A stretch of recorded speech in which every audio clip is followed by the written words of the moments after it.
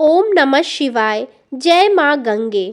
माघ मास को सभी महीनों से अत्यंत पुण्यदायी माना गया है और जब इसी मास की पूर्णिमा आती है तो उसे माघी पूर्णिमा कहा जाता है।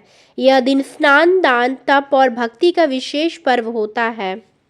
शास्त्रों के अनुसार माघ मास में देवता पृथ्वी पर वास करते हैं। इस दिन गंगा, यमुना, सरस्वती या किसी भी पवित्र नदी में स्नान करने से सभी पापों का नाश होता है। कहा जाता है, माघे स्नानम हिये कुर्वन्ति ते नरा स्वर्गगामिना। चलिए अब हम सुनते हैं माघी पूर्णिमा की कथा। प्राचीन समय की बात है, एक नगर में धर्मपाल नाम का एक निर्धन ब्राह्मण रहता था। वह अत्यंत गरीब था, लेकिन उसका हृदय सदा भगवान की भक्ति में लगा रहता था। उसके पास न धन था न अन्न, फिर भी वह प्रतिदिन भगवान विष्णु का स्मरण करता था। एक वर्ष माघ मास आया। ब्राह्मण ने निश्चय किया, चाहे कुछ भी हो जाए, माघी पूर्णिमा के दिन गंगा स्नान अवश्य करूंगा। ठंड बहुत अधिक थी, शरीर कमजोर था, लेकिन श्रद्धा अटूट थी।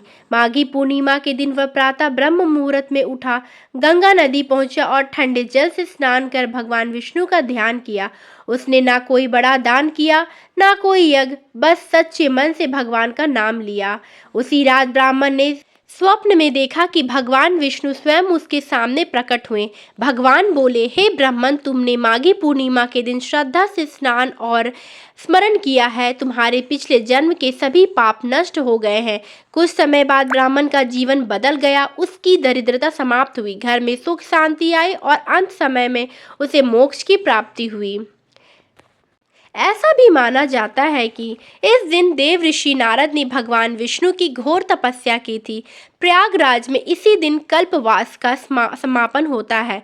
जो व्यक्ति इस दिन दान पुण्य करता है उसे कई जन्मों का फल मिलता है। जो भी भक्त श्रद्धा से इस व्रत को करता है, मन, वचन और कर्म से शुद्ध रहता है, उसके कष्ट दूर होते हैं, मनोकामनाएं पूर्ण होती हैं और अंत में मोक्ष की प्राप्ति होती है। इसी विश्वास के साथ माघी पूर्णिमा माता हम सब पर अपनी कृपा बनाए रखे।